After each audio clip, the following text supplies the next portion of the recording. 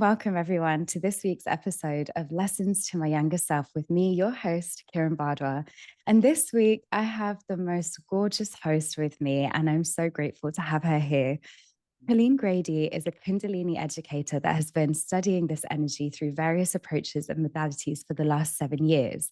And so she's taken all of her diverse studies and experiences and created Kundalini Arts, which is essentially a comprehensive training that supports others in finding their own unique relationship with this life force energy and awakening their spiritual gifts.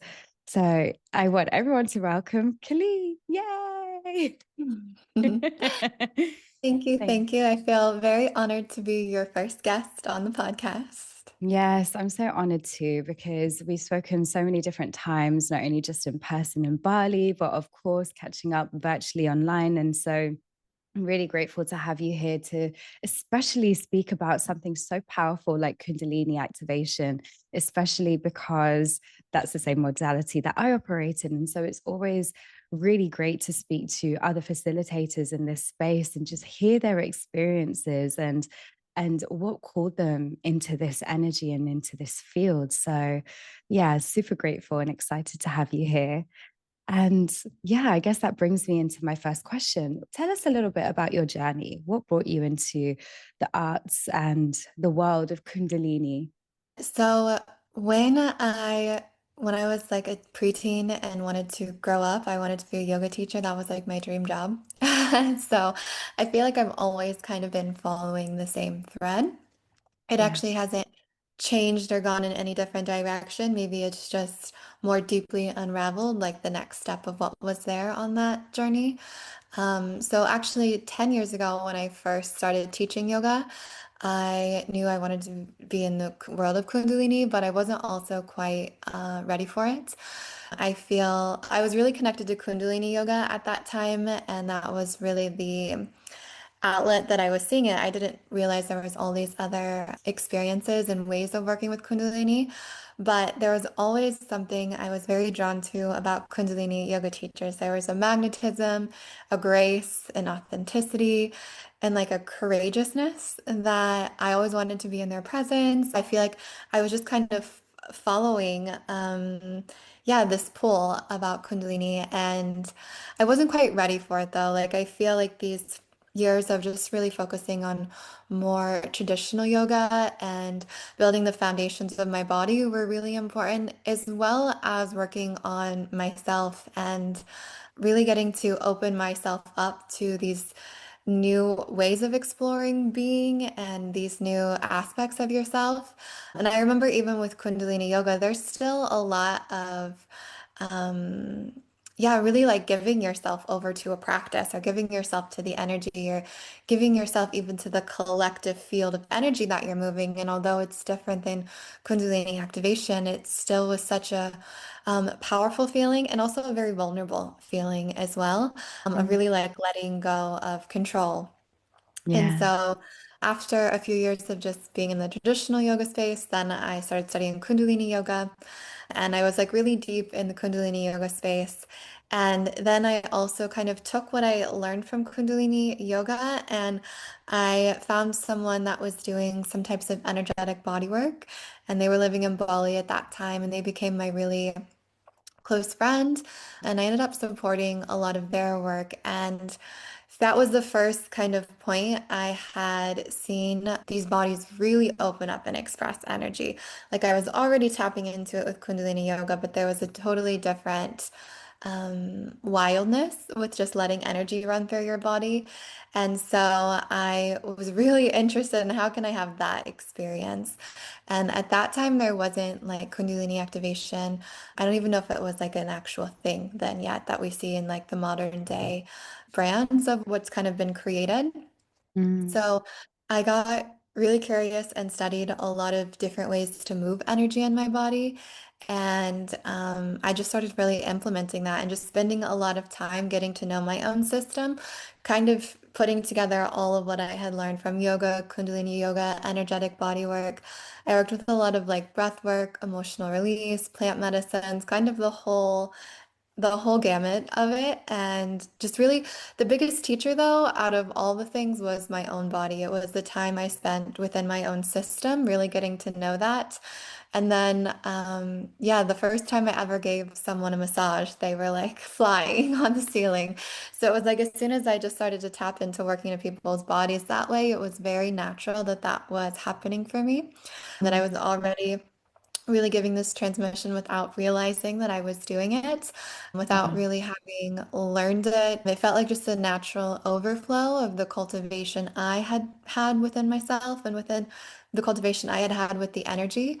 So, yeah, it's been a lot of taking different outlets and just taking different teachings and then putting them into my body, seeing how that feels, working with the own cultivation, and then just continuing to work with that and be guided by that and refine that over the years is really what the process is. I never took necessarily a Kundalini activation training or anything like that. It was just a very natural process for me how it evolved. And I think my system had a lot of like already the maybe soft skills and the skills of being able to read bodies very well, being able to see all of the subtle things happening. I already had a big capacity.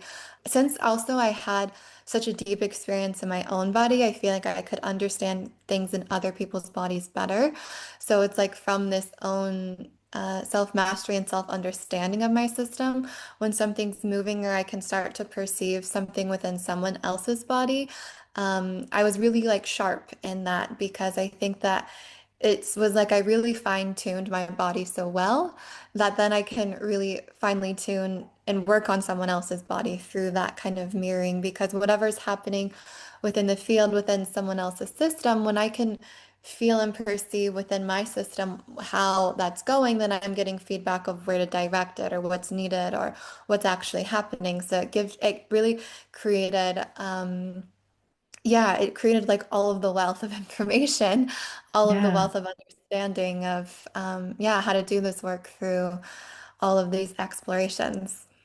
Thank you so much for sharing that. And it's there were so many nuggets that I picked up as you were doing so. The main one being that fully groundedness in your own body being the key to really being able to discern what's happening when you are facilitating with someone Mhm. else. So would you say for yourself as a facilitator, because I'm aware that, when you are exploring these modalities, especially as a facilitator, your gifts start to unlock even more. And so you become even more sensitive and intuitive, empathic. And would you say that when you give a transmission that you feel what's happening to someone else within your own body? Or would you say that you just get a felt sense of what's going on and then you're able to read and then do what it is that you need to do? I would say that there's a lot of variance to it.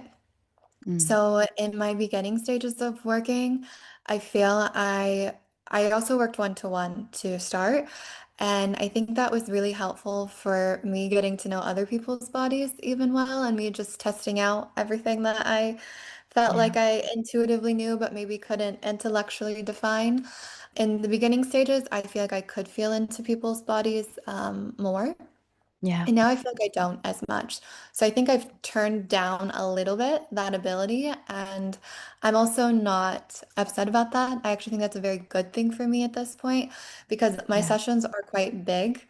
And so I also don't think I have capacity to feel to the depths with a one when I was just working one-to-one as I would do with 20 people in the room because Yeah. I'm very, very open and very, very sensitive in myself in general. So I think that's like a healthy, refinement of my capacity in these different ways. But I think that there's probably more leaning into claircognizance of knowing what's Yeah. happening and just from experience, being able to maybe even just physically see small things or energetically feel and know. I feel that we all have different like sense faculties within our system. Everyone's is there's variance within that. And I think everyone's worked together in their own unique way too. So one person's way of perceiving, like they might have five different gifts that are just a little bit online that all come together to give them the information that's coming through. And I have noticed as well is that I think there's different bodies, and I tell this to my facilitators too. There's different bodies that you might be able to read better or be in more connection with too. Like I think when people are more in like a similar frequency, or maybe you're closer to them in these other ways, it's easier to perceive and see things in certain ways. And I just had another example of this. That's why I was paused for a second. Yeah. Um, like another way this was really interesting for me, I perceive a lot through sound. And I've always perceived a lot through sound, and that's only been amplified working with energy more. And when I was home in the United States, the level I could perceive through sound felt like it was so much greater. And I think that's because it was the first time in many years I had been around American English speakers. Like I hadn't been home to America in 3 years, and I haven't been home that many times within the last 10 years. But since I was around all of my culture where there's a lot of familiarity, I could hear different things and their voice energetically about them. And that was to a level that I wouldn't probably be able to perceive as deeply if it was like British English. Like I could perceive some, but my mother tongue, like my mother, like the familiarity of the, Yeah. the voices and the accents of where you're from, what you've been around, I could get even more information out of that. Yeah, which was really, really interesting. It was like an interesting thing for me to experience on my own when I was there back in the US. Yeah, that's so interesting because it must have been so much information all the time, that you're picking up. And so, how did you manage that even in your own system? Was it kind of like water off a duck's back now? Or is it like, oh my God, they're saying hey, but really they don't mean hey, whatever it might be? You're reading between the lines on such a deeper level. Mhm. I think I have a good attitude of not getting involved with things. I have a lot of boundaries. So yeah, I can perceive things and be like, nope, that's not what I want to like continue to tune into or be with, or no, I can't listen to that voice. Like I'm pretty good at like having, yeah, boundaries between me and what's happening just to keep my own self safe from being overloaded or overstimulated. Um, yeah, so I think I can handle it pretty well, but it's through boundaries. We'll definitely get into that more later on in our conversation. What I'm really, really curious about is just this new landscape of Kundalini activation. And I say new landscape because for me, since becoming a facilitator that went through the training, it's been really interesting to see how many others have picked it up through different schools. And we say that it's a new modality in comparison to something like Kundalini yoga and Kundalini breath work. But my felt sense is that this gift has been around for quite some time. But it was only those individuals that had mastered their own Kundalini that could actually receive it and understand it because of that element of self mastery that exists, i.e., sages in India or wherever, even like places like China that was focusing on chi and so on. And so I'm really curious to hear your experience, but also what's the difference between Kundalini activation for you versus something like Shaktipat, where someone is coming and, awakening that energy in that way? Mhm. Yeah, so I think that there's a lot of, I think more than even maybe just in traditional like Indian cultures that it's more written about, we have more context and information around how this energy is used and transmitted. I think it was really used cross-culturally in so many different ancient civilizations, but it Yeah. maybe wasn't recorded as well as I think that's one of the beautiful things about so many different Indian philosophies is it's very well recorded. Mm. So we have access to that, but I think that it was definitely used in, I'm sure other Mayan cultures in Egypt and different pagan cultures throughout Europe. Like, I don't think that they were also not in access with this because also if we think about the thing that blocks us the most from really opening our energy to more Kundalini is usually that emotional stuckness and stagnant. And I just think today we're so overstimulated with information and emotions and stress and like responsibility that I don't think people were as overstimulated in earlier times as we Yeah. are today. Not that there wasn't stress, but it was a bit more simple of a life than the complexity of modern day living. So I think it would have been even more accessible and natural in Mm. other people's bodies across the world. Now, what I will say is that I feel like also everyone has a little bit different way of transmitting energy. So I think that when I look at the defining aspects between like Kundalini activation and Shaktipat, I think there can be different variations within transmission, but again, that there's so much variance between practitioner, there's so much variance between ashram of how they do it for just like the conduit itself, the person itself is going to have variance. But I think the big difference is the devotional qualities that go into Shaktipat, where I think with modern day Kundalini activation, people often treat it like it's maybe a massage or it's something a little bit more. It just maybe doesn't have the respect of the sacredness that I think it just can be like a massage, like it's something physical. Like here, I'm just doing my job, touching the body in these places, and tuck, tuck, tuck, it's done. Instead of really this cultivation of relationship with the Mm. divine and the surrender to the divine, and yeah, having this deep level of respect and reverence to what we're working with. And I think that gets taken out of the conversation a lot within Kundalini practices. And if we're just continually taking, taking, taking from the divine, well, then what is that like infusion of frequency that you're transmitting out, right? Because it's not in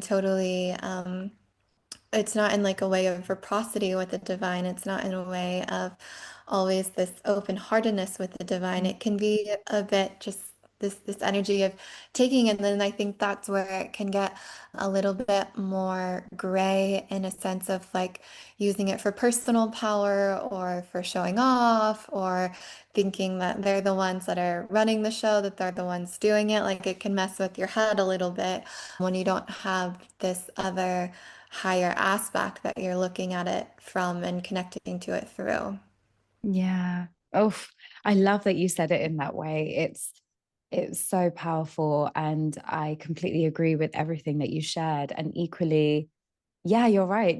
Just in the conversations that we do have, especially how Kundalini activation has become more mainstream, it does take away that reverence because you are working with Shakti, you're working with the divine feminine in all its forms through all the different ancient civilizations that has existed before our time and that exists in present day, even within ourselves. And when we do that, we kind of distort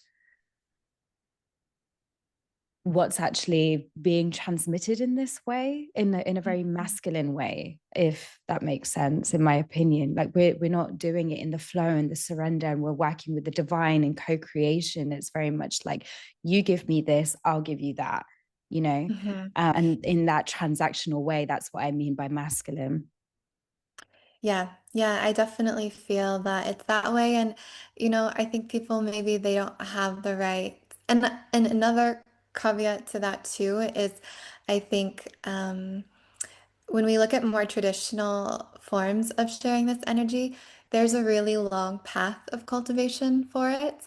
Yeah. And I think also the path of cultivation to be a Kundalini facilitator could be a little bit longer, you know, because I see so many times, and this happens also, let's just say in the yoga space, you take a yoga teacher training and then you don't practice as much yoga for yourself. You're kind of like, all right, I got the skill, check. And Yeah. now I just teach and do that. And I think that can also happen with Kundalini. And there's a really quite a long road to purify and to clear the body of our own stuff that we've collected through this lifetime and through past lifetimes. And I don't think that it has to be about purification your whole life, but there should be a couple of years for really purifying your body and purifying your own energy field. And I think that should also feel exciting and inspiring for people's own journey because I got also really into this because I loved healing myself because I had a lot of things in myself I wanted to work through. And Yeah. that's the greatest gift that I've gotten is all my own self change. That's what I was number one here for is my own path. And I think it can get a little bit too quick in a way of, oh, I'm a leader, but how long have you been a student before there? And Mm, I do think that's one of the values also of Shaktipat that kind of get lacking too from the modern Kundalini yes. activation space. Ooh, yes, because you shared something that I am in such deep reverence with and understand so much, even on my own journey to an extent. And funnily enough, when I was in Bali, I went to a talk with Gil the Grid from a mentee, and it was so powerful because it was saying how there's so many of us that learn something and then we think we can automatically teach it. But the truth is that wisdom takes time. And now, Mhm.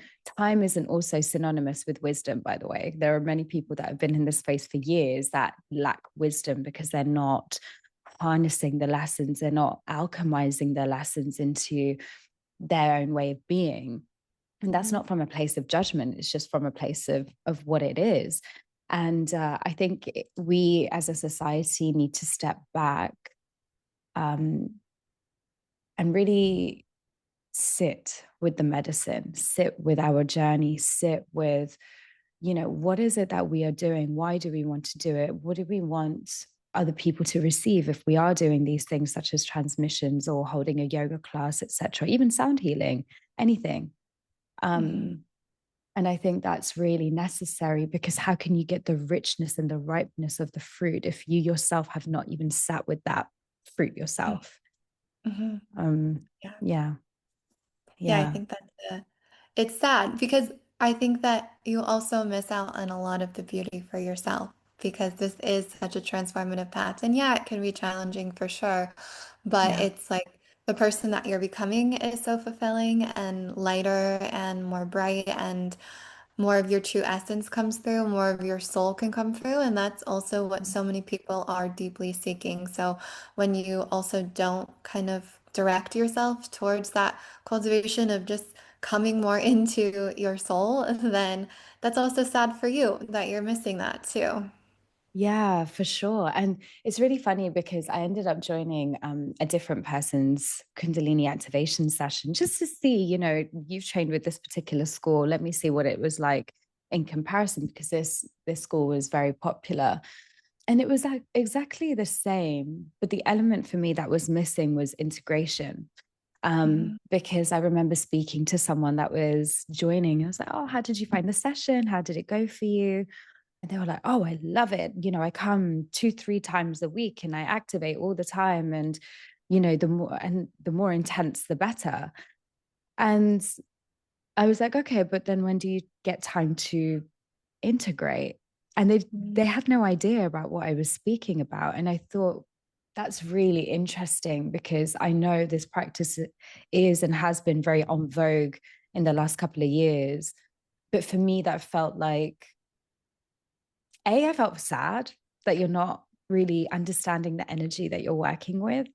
And B, I was also slightly afraid for them because if you're constantly activating your Kundalini and you're not grounding that energy, how is that permeating into different aspects of your life? It's kind of like, people that sit with plant medicine and they do 2 or 3 medicines a year and they don't integrate the lessons, but they're like, yeah, I sat with ayahuasca like 2, 3 times, and you go off about your day to day as if nothing has happened. To me, that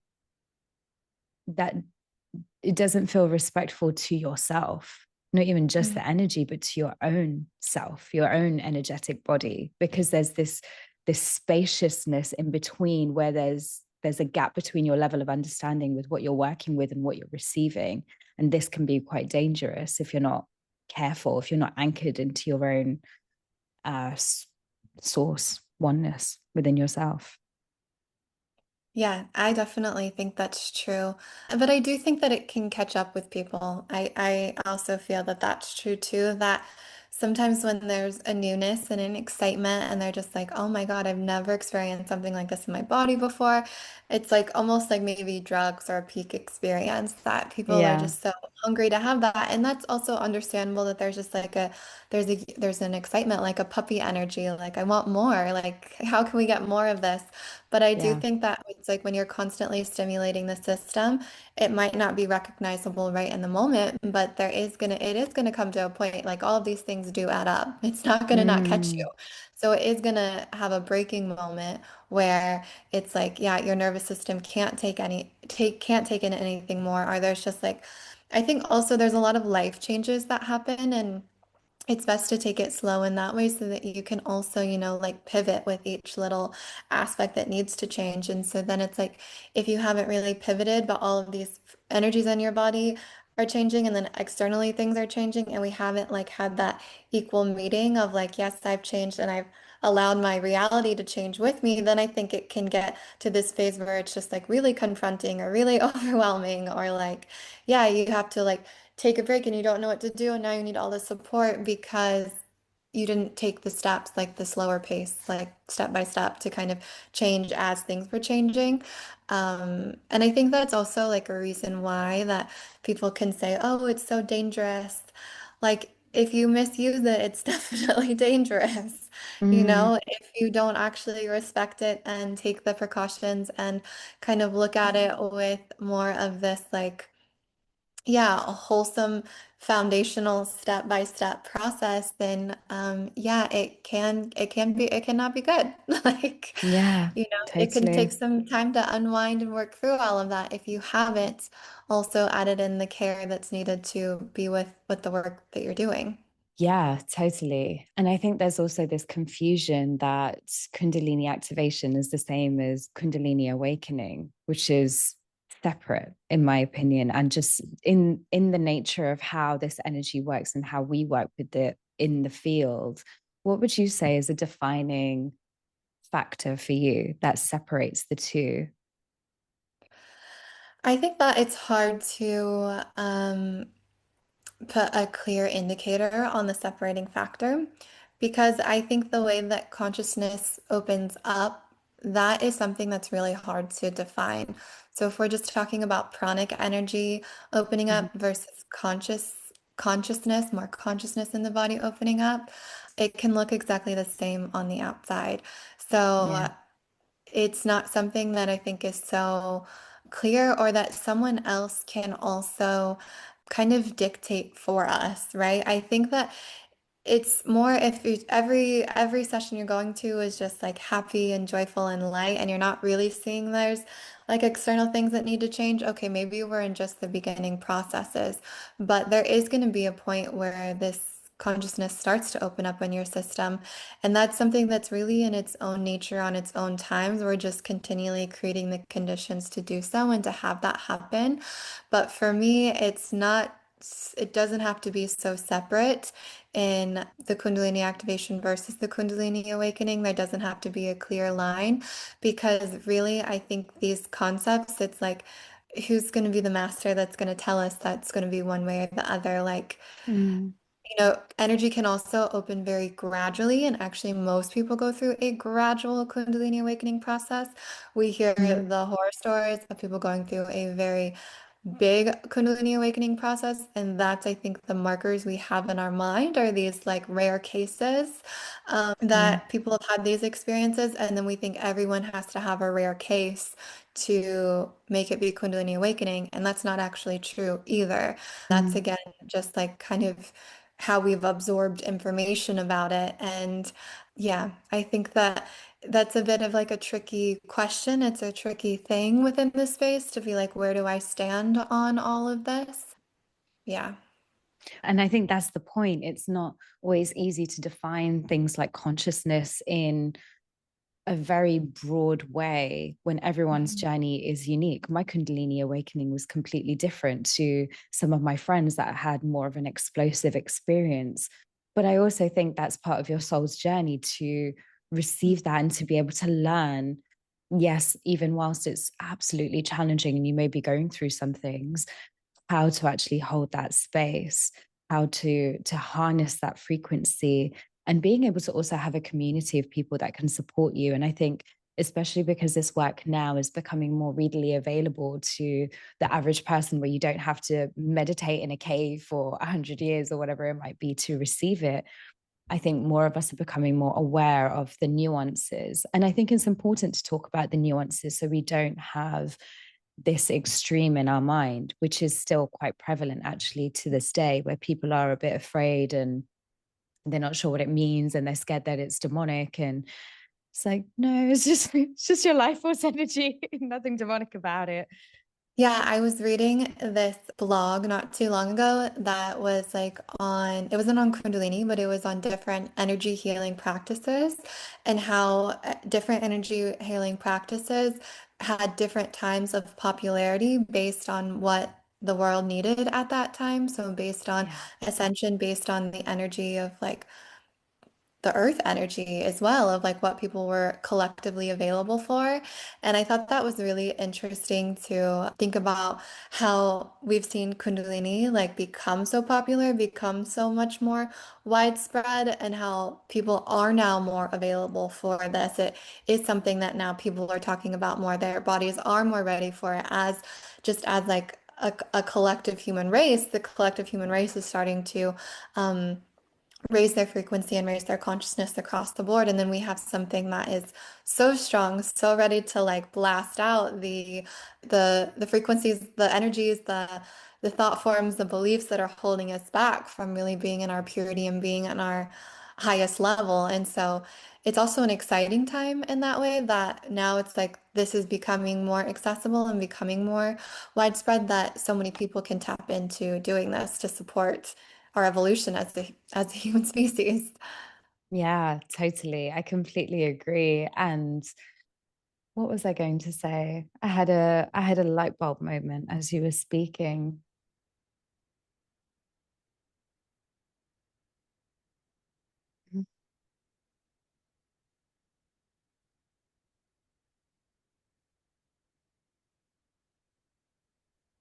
Yeah, it's necessary. Yeah, it hasn't come back, but hopefully it will.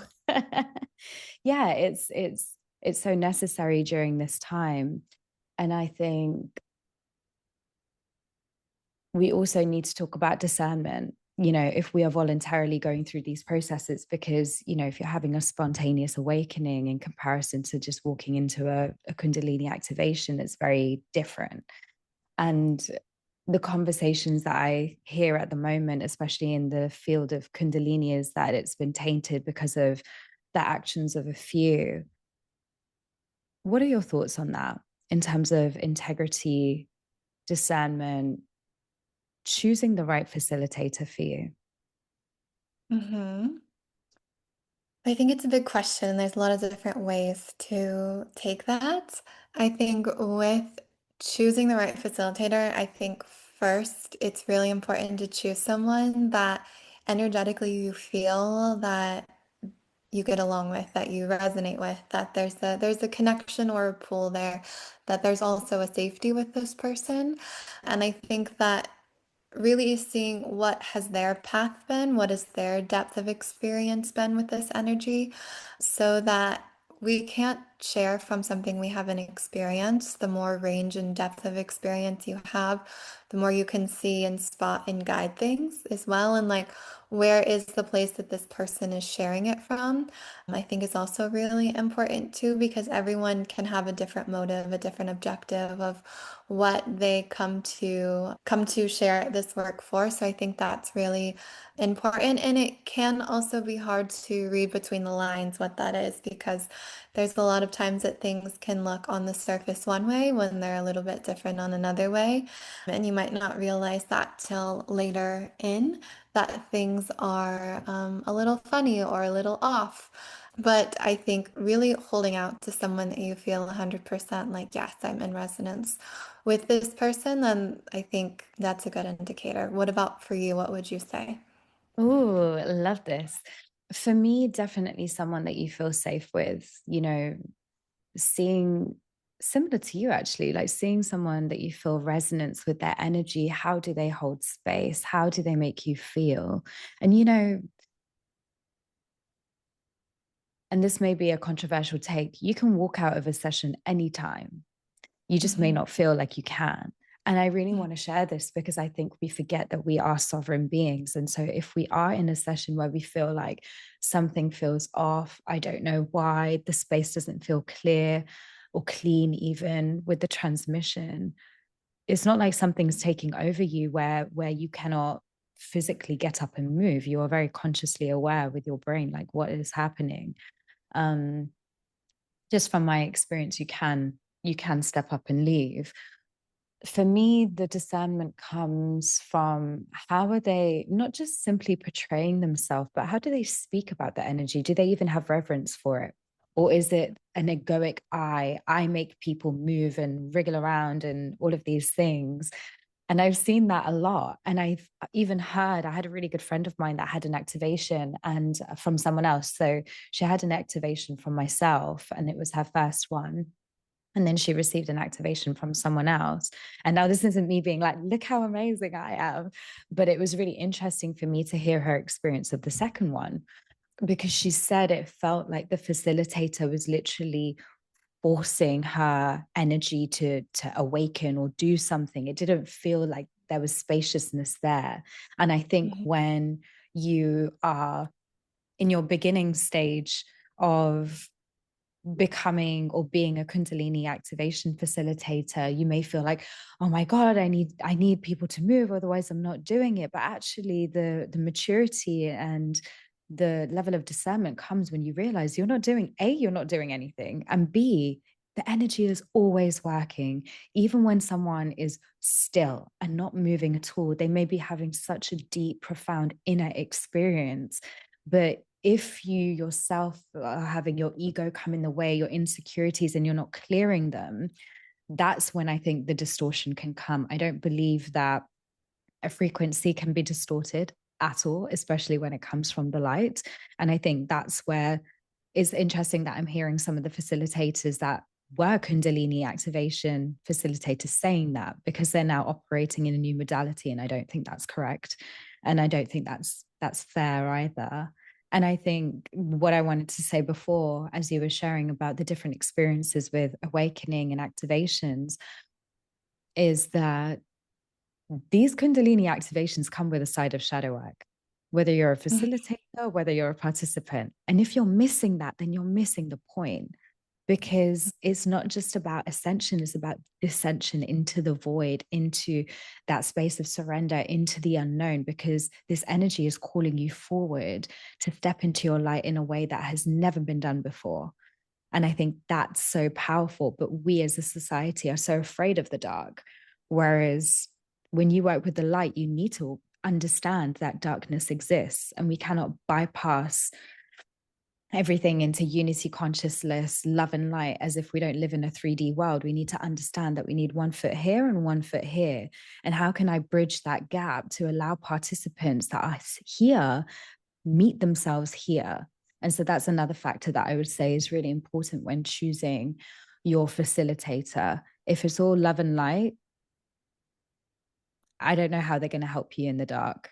So that's probably the key ones for me. Yeah, I think that's so true because I think there's so much that gets revealed to us through the purification process. And Yeah. yeah, it's a lot. It's a lot for every single person. It's a lot to, Yeah. yeah, see these things and be with these things and change these things and feel like, oh gosh, now, yeah, my eyes are open to all the things I haven't been, my blind spots about myself and the way that I work. And there's always going to be more blind spots too. I think that's also the other aspect of it. The more you continually expand, the more you're just finding more blind spots about yourself that you're like, damn, Yeah. I got to work on XYZ thing. And I think you can be in a different attitude about it. There can be an easiness and a softness in our eyes when we're observing these different aspects of ourselves. That, yeah, just being tender in those ways more than always feeling like you have to fix something about Yeah. yourself. But yeah, the journey never really ends when you're working on such a path of expansion. Yeah, totally. And I really had this experience myself because I began my healing journey, what, 10 plus years ago. And it all began from a space of feeling that I wasn't enough or that there was something Mhm. wrong with me. And so whenever I would, be in therapy or be with a new modality, I'd be like, oh, like, isn't this healed yet? Why have I got so much more? But then as I've grown up and as I've matured, I've realized, there's nothing wrong with me. There's nothing wrong with anyone. It's that mindset, of that dual mindset of good, bad, right, wrong, which has its place in this world, of course. But it's like when you make peace that this is just the tapestry of life and this is one's own personal journey to love those parts, and not reject them, not constantly pushing them away, but understanding that those are our shadows. Those are the things that we need to see and give love and give that light to, so we can fully integrate them and then move on. And there's always going to be so much more that we can learn about ourselves from past lives, ancestral even, that we may be undoing a lot of conditioning from. Yeah, which I'm sure you understand too. Lots. uh, yeah. So it's a journey, and I think it's really important to be gentle with yourself. This isn't the military. We're not going into super intense training, but this is training for life as well. When you are able to do that inner work and give yourself that grace and compassion, that can also filter out onto those around you. Mhm. Yeah, I Mm. think that's super. And it's a super important learned lesson as you continue to develop on the path. Yeah. And it's not always easy. And it's not like you're going to be love and light all the time and not lose your temper and feel triggered or frustrated by things. But it's about looking inward and being like, okay, how can I integrate this? What is this showing me? Do I need better boundaries? Like, what's coming up? And I think it's also really important to work with people that can hold you in this space. I think so Mm. often we think we have to go through this journey alone. And I don't believe that's the case. God, source, the one, the creator of all things, didn't create things in silo. They created things in abundance because we are meant to be in community as we move through this journey. So that's definitely been a lesson for me, at least. Like, I don't have to do everything alone. I can find my soul tribe. I can also ask for help. I can receive help. It's really beautiful. I love that. Yeah, it's still sometimes those are lessons I'm still learning. Yeah. And it happens. I was saying to my mum the other day, we think healing is linear, like it's like this, but it's not. It's a spiral, because when you start to uncover old layers, it's simply because that's what you were ready for at that time. And as you begin to ascend and mature and grow in your consciousness, new things will be revealed to you that you may not have been able to hold back then.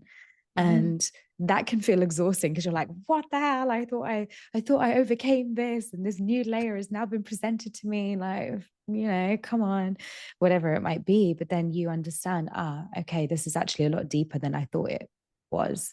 And you bring in the compassion, you bring in the love, and it's that journey all the time to come back home and to ourselves, because that's what we are. We as a soul are love. We are compassion. And yeah, that's probably what I have to say about that. Yeah, I think Yeah. that was a beautiful share and just, yeah, really important for everyone to hear about all of the ups and downs that this journey actually really brings and how to navigate through it with a bit more ease. Totally. And that brings me on to my next question. What would you say to someone that is new in this space that, you know, feels a little bit afraid? Let's talk about safety when it comes to Kundalini activation and protecting your field and practical steps. Mhm. Yeah, would you say this is someone that is new in a facilitator or new in a just as a practitioner? Because I think that answer might be different based on the stage that they're Yeah. in. Yeah, let's do both. Let's do a newbie that is really intrigued about Kundalini activation, but because of the honest conversations that we're having, they're a bit cautious, they're not too sure. What is it that you would share with them first? Mhm. Well, it's a layer by layer process. I think that's what always is important to remember is that you can't clear the body all in one go. It doesn't all happen in one session. It definitely happens. You have a lot of control over the pace that it happens to by how much you want to go be in it, by how much you're ready to open, by Mm. how much you're also available to look at these things. So there is a degree of choice within like how far do you want to take the journey. So just stepping into one time, it's like it also is a practice on one hand that you have to continually work with it to get the full range, the depth of the benefits. Yes, one is going to change, but like you can't go to yoga one time and just think you're going to be stress-free the rest of your life. You're not going to just be able to do the splits in one yoga class, right? Like Yeah. it's a practice. So I think that is also sometimes even a misconception about Kundalini in its way that it's like it's just like a one and done thing. Like they can just Mm. go like, yeah, maybe once every 6 months, which you can, but if you want to be a real practitioner, you got to keep working with it. So Yeah. yeah, I think that can sometimes eliminate some of that fear of, um, yeah, of oh my gosh, what's it going to be like to get over that beginning stage of like getting in the door to Yeah. experiencing it. And there is an availability of really your receptivity. Then that pathway of receptivity that you start to learn and to get into within Kundalini sessions, that's also something that it's a bit of a learning curve for a Mm. lot of people because we haven't had other experiences where we're just in a totally receptive feeling, being guided by feeling, being moved by feeling. And so Yeah. that already that takes a while to get through in the beginning. So just yeah, starting to just know that yeah, it can be a little bit of a slow process in that. And then I would say more specifically, what would be the question around new facilitators getting Mm. started? Yeah, so as we know, your gifts and your sensitivity tends to typically increase the more you open yourself up as a channel. And so how would you protect your space? Because you mentioned boundaries earlier. So I'm really curious about that. So protecting your field, creating safety and spaciousness within. So when you do go into, say, for example, a crowded area or a party or whatever it might be, how can you actually hold that for yourself? Mhm. Yeah, so there's a lot of different practices on just working with your sensitivity and how you hold your field in different ways. There's like a whole lecture I teach in my training on just sensitivity management because I've had to go through a lot within sensitivity management. But one just simple practice I can give on here for anyone dealing with a lot of high sensitivity is that when you're in a crowded place or you're in a conversation or yeah, things are just starting to get overstimulated, to really ascend your energy and your awareness into your back body. So oftentimes like we're more open in this front body or we're more engaged here. And when we put our energy into our back body, the back of our heart, our spine, there's more of like a container in the body that's a bit built. There's a bit more firmness. And so Mm, energetically putting yourself, your presence, your awareness there in the back body, that helps you feel a little bit more within yourself because and just being that's like one tip, but another overarching theme in that is just being grounded within your own body because a lot of times when you start to get into these energetic realms, you're starting to tap into this subtle layer. It's easy to not be in the body. It's easy to be in the energy all the time. When you're in the energy all the time, you're more likely to take on other people's energy. You're more likely to be overstimulated. You're more mm, likely to exert yourself in these other ways that you maybe not are even realizing that you're expanding past the energetic really limit of what's good for you because you're not as anchored within your body. And so just working on grounding in general is one thing that's going to be really important so that yeah, we can't have boundaries if we're not in our body. So yeah. that's like Yeah. the key step right there is really working on what is your relationship to your body and to this container to then navigate the world through. And that's a piece that gets missed a lot as well, which is Mm, kind of what I even started with in the beginning, is that I think it was helpful for me to have all these years of developing my body and through my body, because then it's like it was able to hold the energy and understand the energy much more than coming at it from a space where I had just started to channel and I didn't have all of these Yeah. kind of foundations and understanding about, which is the way that most people do come into Kundalini spaces. Yeah. 100%, honestly. And you need these anchors to bring you back. You know, God, source, the one, whatever you want to call it, God gave us these bodies for a reason. I know everyone wants to be in ascension mode all the time, but it's like, no, we also need to remember that we've come down as these souls into these bodies. So it's about anchoring both within. And that is the practice. And I love what you shared about being in the field and it also becoming a little bit more overwhelming if you're not able to hold that space in a way for yourself, let alone for anyone else. Yeah, but that actually brings me into something that I was wondering for you. What is one of the biggest lessons that you've learned whilst being on this journey? What's a lesson that you would share with your younger self? Yeah, and something that's been relevant just in the last months that I've always been reminding myself is, and I have the whole time along my journey, but I guess at this point I'm having more even like trust and like relaxation into it, is to really embrace wherever you are at now with the journey, with however your gifts are unfolding, with however many clients you have, with however the way that your work is set up, like just know that it's really unfolding the way that it's supposed to. And I can think about it just in comparison to maybe different points of, and I just see it happen with my facilitators too, where I'm like, just trust how it's coming through instead of wanting more or wanting something else. Because I think so many times, and maybe it's my personality, I'm like, I want that and I want that and I want more. Give me more, more, more. But it's like we have the gifts that we're meant to work with, right?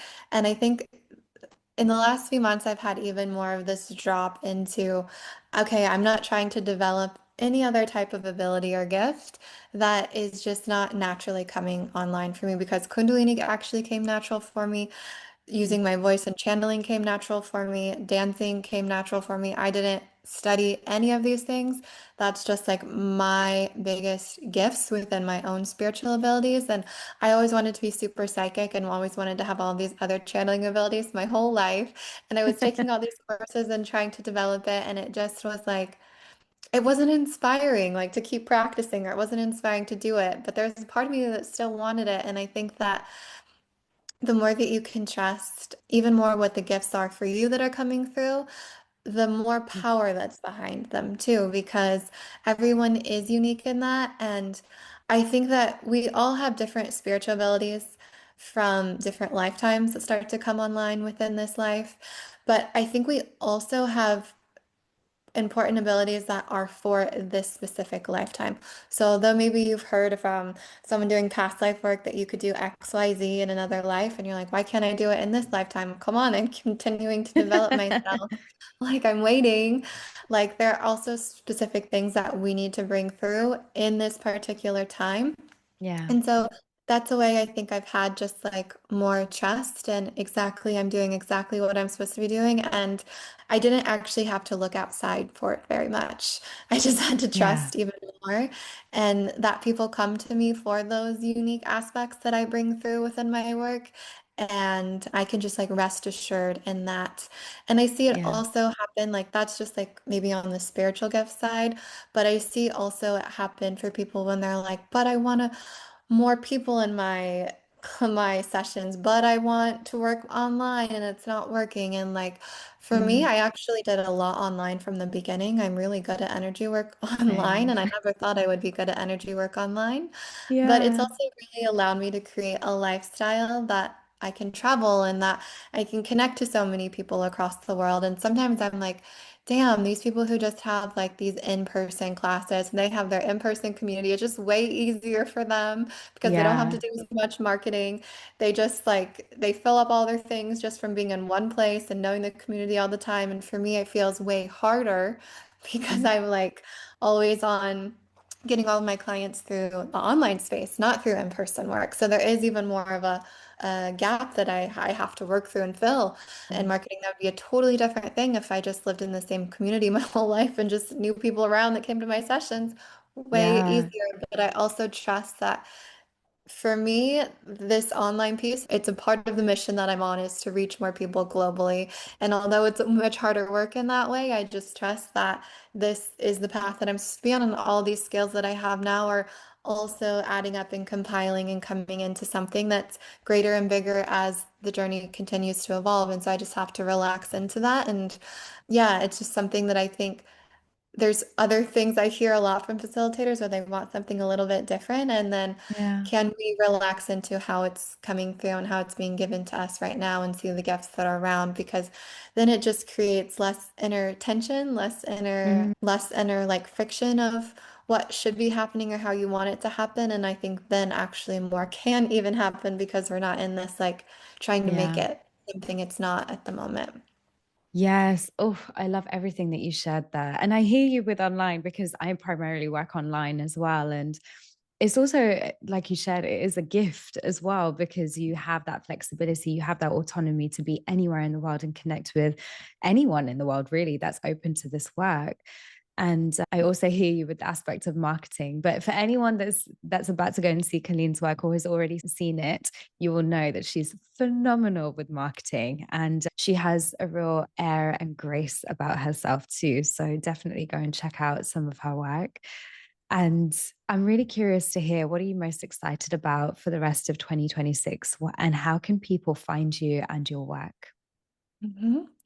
So I have quite a popular YouTube channel. If you just search Colleen Grady on YouTube, I have the biggest Kundalini activation YouTube channel. Thank you. Ooh. I started early on that one. It's been building with years.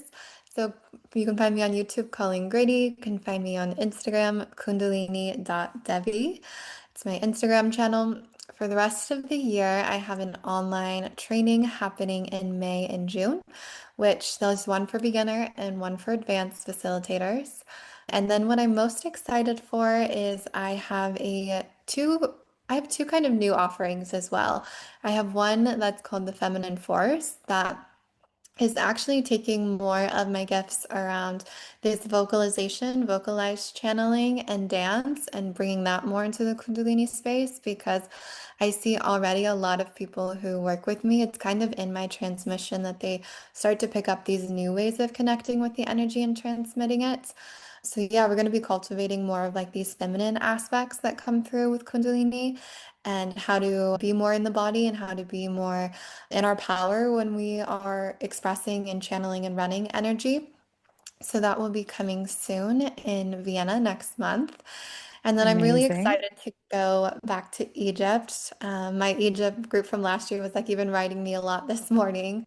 Yeah, I can't wait to go be back in the temples and to do energy work in the temples. And Egypt is something that's like on my mind every day. Like once you feel like you've really plugged into there, I Yeah. swear it's like Kundalini activation for the Olympic players. Like it's totally a next level of being in the field and working. And yeah, I'm just so excited again to go back in November and be in all of the beauty because there's on the trip, like we would not even be able to take in how beautiful everything was day after day. Like, Wow. and I, it's a crazy experience to be like, things are too beautiful. I'm almost sick of beauty. Like, that is next level. Gets a Oh my lot anymore. God. Like, how could it be even more? Oh my God, beautiful. But I I'm love excited to that. go be in the richness of that beauty again and just, yeah, be with other Kundalini facilitators and be in the temples and be activating the temples and Mm, experiencing more of our divinity there. So that will be in November. Yeah, I'm really looking forward. amazing. Amazing, amazing. I'm so excited for you. And I know that we spoke about this before, but I am so feeling the pull to go to Egypt. I have for quite some time. And so you never know, you might see me there in November. That would I be would love to have amazing. you. I would love to be there. Yeah, amazing. I'll leave all of the links in the show notes for everyone as well. But I just want to say thank you so much for making the time. And I'm just sending you so much love and blessings for your training. And I hope it goes so, so well for everyone that joins you. And yeah, thank you so much once again. And I can't wait to connect with you again soon. Oh, thank you. Yeah, it feels really good. It felt so easy and natural. And like, I think we gave a lot to the listener as well. So I'm so happy that I hope this is well received and there's so many useful light bulb moments and insights that come through for our guest as well. Amen.